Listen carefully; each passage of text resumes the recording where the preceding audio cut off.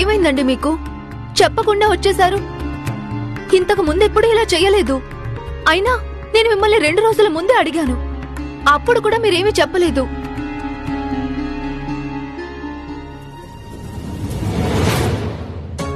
మీరు నాకు సమాధానం చెప్పకుండా వెళ్ళలేరు.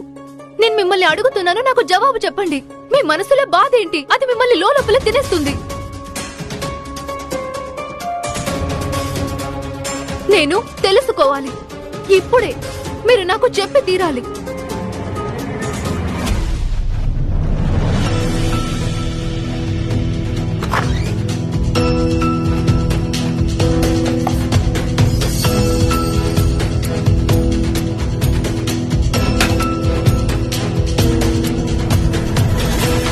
అవును, నేనే పెట్టాను ఆ డబ్బు అక్కడ.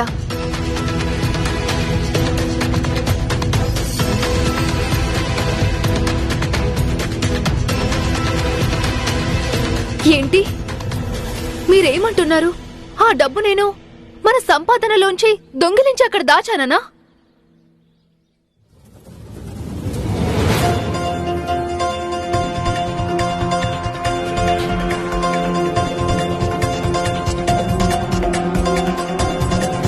నా కళ్ళల్లోకి సూటిగా చూడండి.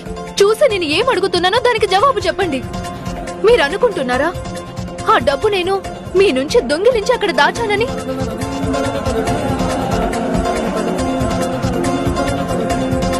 నాకు జవాబు దొరికింది. మీకు నా మీద నమ్మకం లేదా?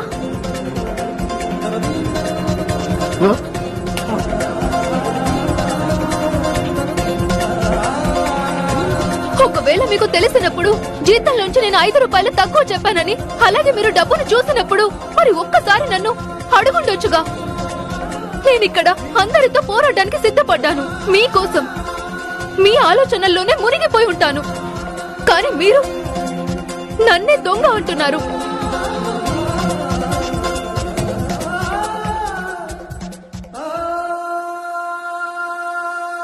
సరే, ఇప్పుడు నేను కూడా చెప్పను నేను ఈ డబ్బు ఎందుకు దాచాను.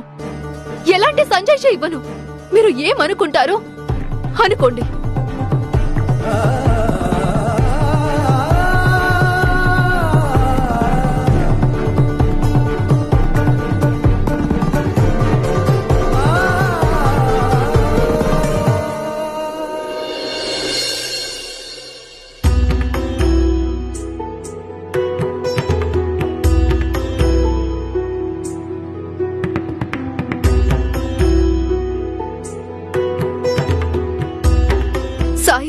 నీ మనసులో బాధ నాకు తెలుసు భూమి.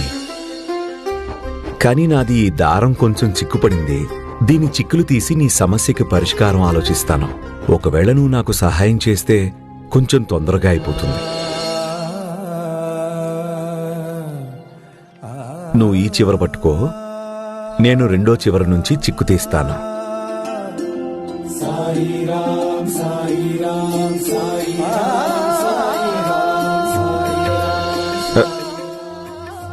ఇదేంటి భూమి, నేనెప్పుడు లాగుతానో అప్పుడు నువ్వు కూడా 2వ వైపు నుంచి లాగాల్సి ఉంటుంది. అప్పుడేగా దారం చిక్కు వీడేది. పట్టుకో.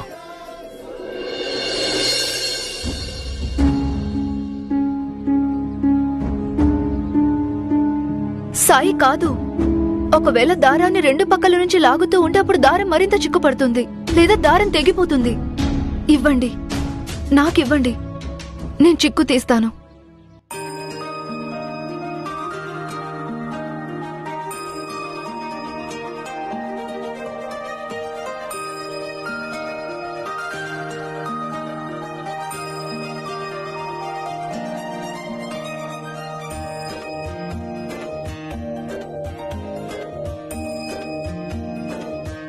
ఏం చేస్తున్నావు భూమి?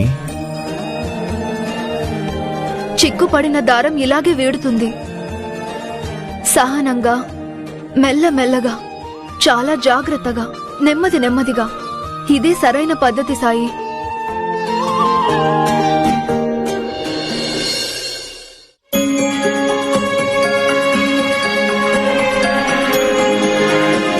ఇదిగో తీసుకోండి సాయి, అయిపోయింది.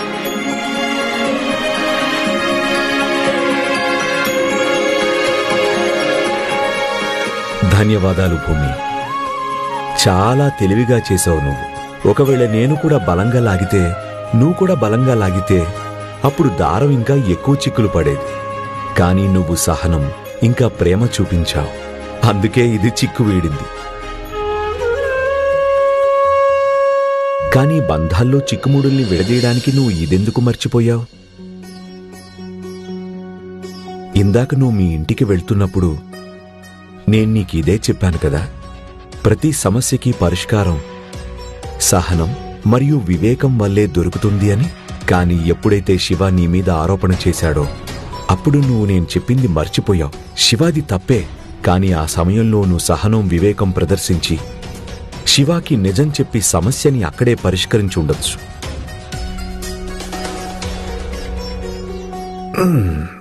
కానీ నువ్వు అతన్ని ఇంకా రెచ్చగొట్టావు, అవునా? సాయి, ఆ నిందని ఎలా భరించగలను నేను? ఆయన నేను నా సర్వస్వం అనుకున్నాను, ఆయనే నన్ను దొంగ అంటున్నాడు. భూమి, మీకు పెళ్ళయి 3 సంవత్సరాలవుతుంది. ఇక ఇప్పటిదాకా చాలా అన్యోన్యంగా కలిసిమెలిసి ఉంటున్నారు. కాని జీవితం అంతా అలాగే సాగుతుందని అలా అనుకోవటం అత్యాశ అవుతుంది. ఎప్పుడైతే సంబంధాల్లో దూరం ఉత్పన్నమవుతుందో అది మనకి ఒక సంకేతం. సంబంధాలను పటిష్టం చేసుకోవటానికి మరింత ప్రయత్నం చెయ్యాలని, మరింత సమయం ఇవ్వాలని. ఒకటి, ఈ దూరాలు సంబంధాలని బలహీనం చేస్తుండొచ్చు, లేదా మనిషిలో పశ్చాత్తాపం కలిగించి సంబంధాలని మరింత పటిష్టం చేయవచ్చు. ఇది మన మీదే ఆధారపడి ఉంటుంది, మనం దాన్ని ఎలా ఎదుర్కోవాలి అనే విషయం.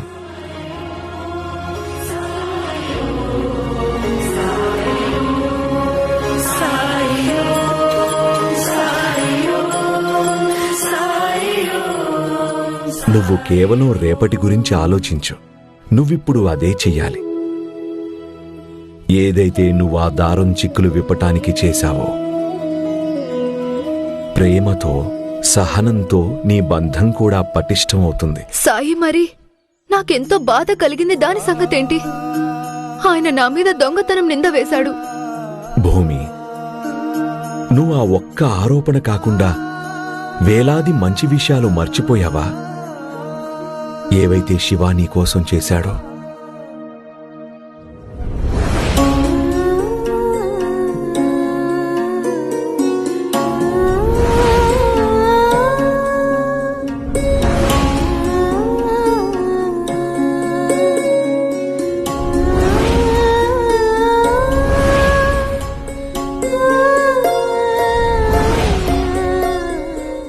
మీరు చెప్పింది నిజమే సాయి. ఈ సమయంలో నన్ను నేను నిగ్రహించుకొనుండాల్సింది. ఇంతకుముందు ఎప్పుడు మా మధ్య ఇలాంటివి జరగలేదు.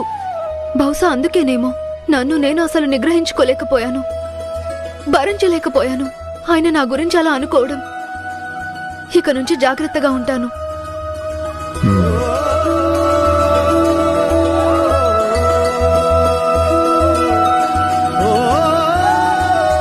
ఒకరికైతే అర్థమైంది, ఇక ఇప్పుడు రెండో వారి వంతు.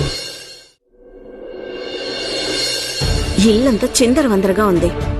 రోజంతా ఈ పనులు చేయటంతోనే గడిచిపోతుంది నాకు తెలిసి ఏదో ఒక రోజు నేను ఈ వెట్టి చాకరీ చేస్తూనే చచ్చిపోతానేమో.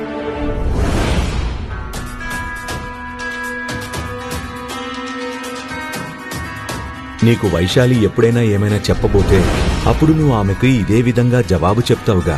ఏ నిర్లక్ష్యమైతే నువ్వు చేస్తావో అది నీ విషయంలో జరిగినప్పుడు ఇంత బాధెందుకు కలుగుతుంది నీకు? పొడుపు కథలో నేను ఎప్పుడు విఫలం సాయి. ఇలా అయితే నాకు నిధి ఎప్పటికీ దొరకదు. ఖచ్చితంగా దొరుకుతుంది దివాకర్. బహుశా దీనికి జవాబు కనిపెట్టడంలో నీకు వైశాలి సహాయం చేస్తూ ఉండొచ్చు. వైశాలి, వచ్చేసారా మీరు? నేను నీతో ఒక ముఖ్యమైన విషయం మాట్లాడాలి. ముందు నేనే మీతో ఒక ముఖ్యమైన విషయం మాట్లాడాలి. సరే, ఒక పని చేద్దాం. ఈ రోజు నీ సమస్యలన్నీ చెప్పు. అలసిపోయి ఉంటావు కదా, కాసేపు అలా కూర్చున్నావంటే అలసట తీరుతుంది. రా, ఇక్కడ కూర్చో.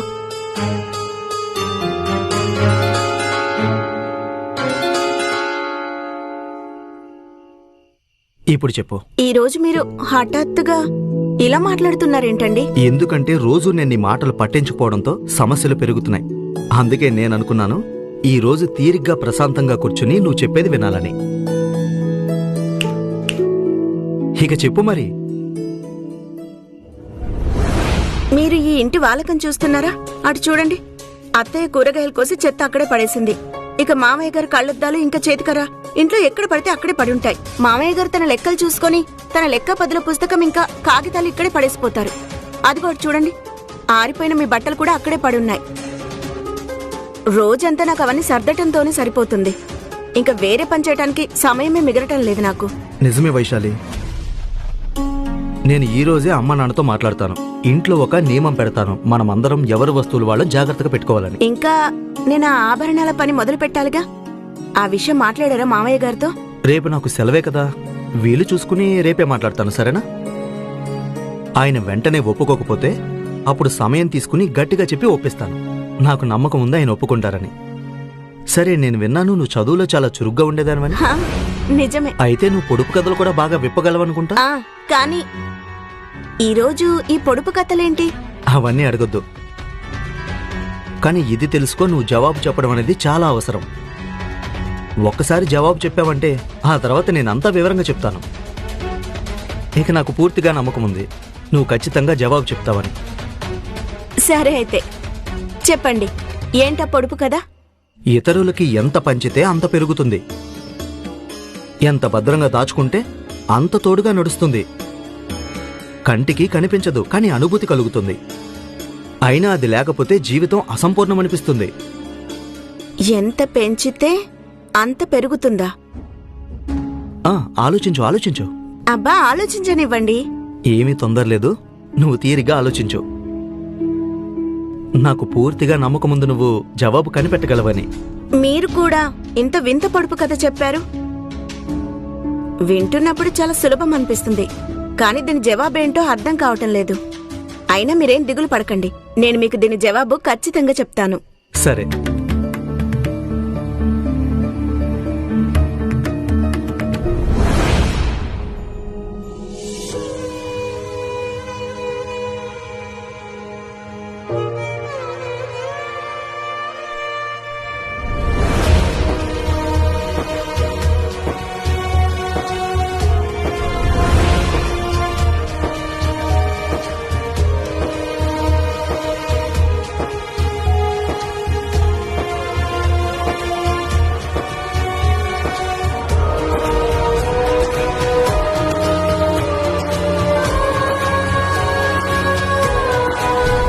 ఇప్పుడు నేను కూడా చెప్పను నేను ఈ డబ్బు ఎందుకు దాచాను. ఎలాంటి సజెషన్ ఇవ్వను. మీరు ఏమనుకుంటారు అనుకోండి.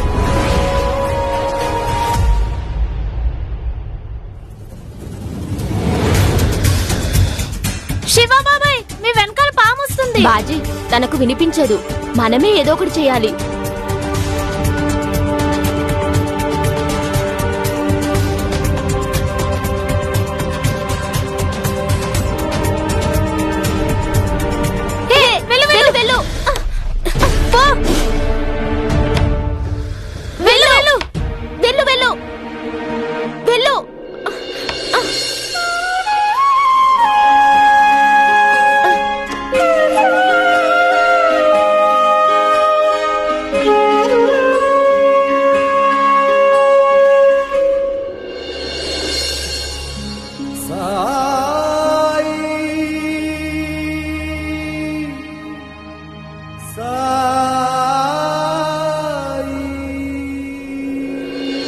శభాష్ పిల్లలు, ఇంకా మీరు ఇంటికి వెళ్ళండి. అలాగే సాయి.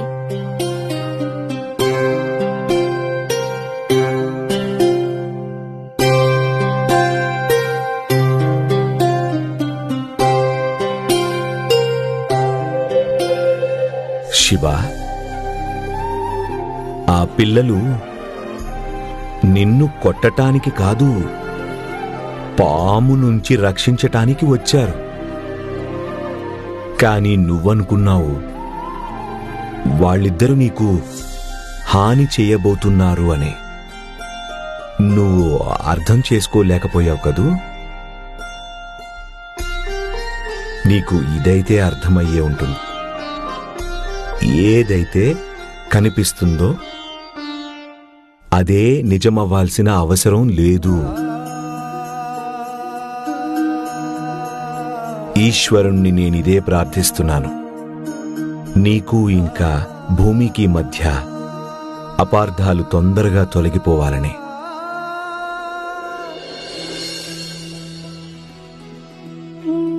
ప్రణామాలు సాయి. రాముడు మీకు మేలు చేయాలి. శివ, పిల్లలు చెప్పారు నువ్వు ఇక్కడున్నావని. నువ్విక్కడేం చేస్తున్నావు?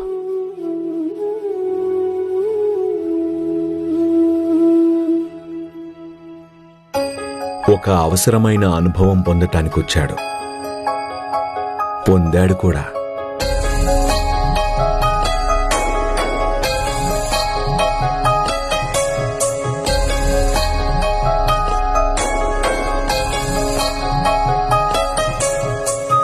శివకి చెప్పమ్మా, ఈ తాళం చెవిని ఎల్లప్పుడూ తన వద్దే ఉంచుకోమని.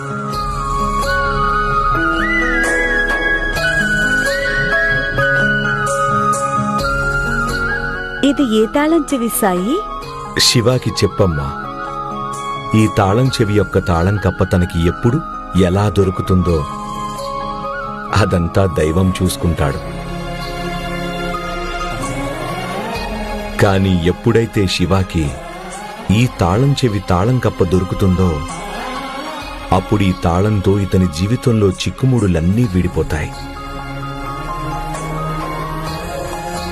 ఇది నా వాగ్దానం.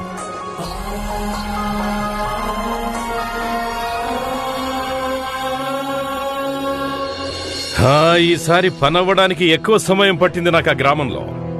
ఈ మధ్య ఏమైనా నా పేరు మీద ఉత్తరం వచ్చిందా? వచ్చింది సర్కార్ బాబు.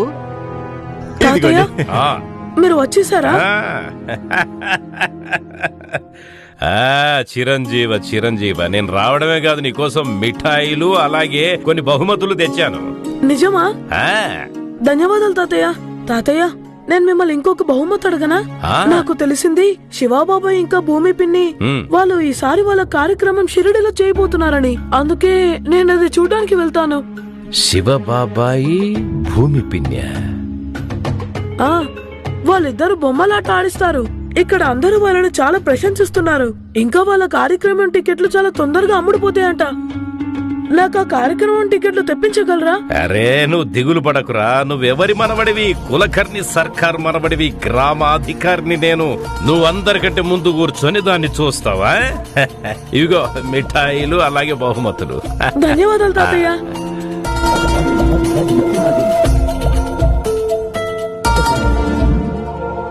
సర్కార్ బాబు, ఈ రోజు నాకు ఒక విషయం బాగా అర్థమయ్యింది. కొంతమంది దీవెనలలో చాలా శక్తి ఉంటుంది, సమృద్ధి ఉంటుంది. కానీ మీదైతే చెంపదెబ్బ కూడా మనిషి జీవితాన్ని మార్చేయగలదు. సర్కార్ బాబు, ఈ రోజు నన్ను కూడా ఒక చెంపదెబ్బ కొట్టండి. ఏం బాగుతున్నావు? ఏంట పనికి మళ్ళీ పిచ్చివాగుడు. బహుశా మీరు మర్చిపోయి ఉంటారు, ఈ శివ అంటే వాడే. అదే చెవిటోడు మూగోడు. వాడిని మీరు పనిలో నుంచి తీసేశారు. వాడు వాడి భార్య బొమ్మలాట ప్రదర్శన చేస్తారు. అందరికీ వాళ్ళ ఆట చాలా బాగా నచ్చుతుంది. విన్నాను, వాళ్ళెప్పుడూ సాయిబాబా కథని ప్రదర్శిస్తుంటారట. చెంపదెబ్బ తడాఖా చూసావు. ఇప్పుడు నోరు గనక మూసుకోకపోతే చెప్పు దెబ్బల తడాఖా ఎలా ఉంటుందో చూపిస్తాను నీకు. ఆయన ఏం తప్పు మాట్లాడాడు? అంతా మీ కారణంగానే జరిగిందిగా. హాయిగా మన దగ్గర నౌకర్ల పనిలో సంతోషంగా ఉన్నాడు వాడు. మీరు తీసేసిన తర్వాత ఇప్పుడు విజయ శిఖరాలు అధిరోహిస్తున్నాడు. ఇప్పుడు జనాలు ఇలా అండం మొదలుపెట్టారు, ఏది జరిగినా మన మంచికే జరుగుతుందని. ఎందుకంటే మీరు గనక వాణ్ణి పనిలోంచి తీసేయకపోతే అప్పుడు ఆ బైరాగి వాళ్ళిద్దరికీ సహాయం చేసేవాడు కాదు. అప్పుడు వాళ్ళింత సఫలం అయ్యేవాళ్ళు కాదు. ఇప్పుడైతే వాళ్ళిద్దరూ ఆ బైరాగి గురించి ప్రచారం చేస్తున్నారు. బైరాగి? అవును సర్కార్, ఆ బైరాగి ఆ శివకి భూమికి బొమ్మలాట ప్రదర్శనలిమ్మని చెప్పాడట. దానికి తోడు దాని నిర్వాహకుడు తుకారాంని కూడా పరిచయం చేశాట. మీకు గుర్తుంది కదా సర్కార్, మీరా మూగోడు శివని పనుల నుంచి తీసేసినప్పుడు ఆ బైరాగి మిమ్మల్ని ఏ విధంగా సవాలు చేశాడో. మీకు ఒక అవకాశం ఇవ్వటానికి వచ్చాను కులకర్ణి సర్కార్, మీ తప్పుని సవరించుకోవడానికి. బహుశా రేపు మీరు బాధపడచ్చేమో, శివ లాంటి ప్రతిభావంతుణ్ణి మీరు పనిలో నుంచి తీసేసినందుకు.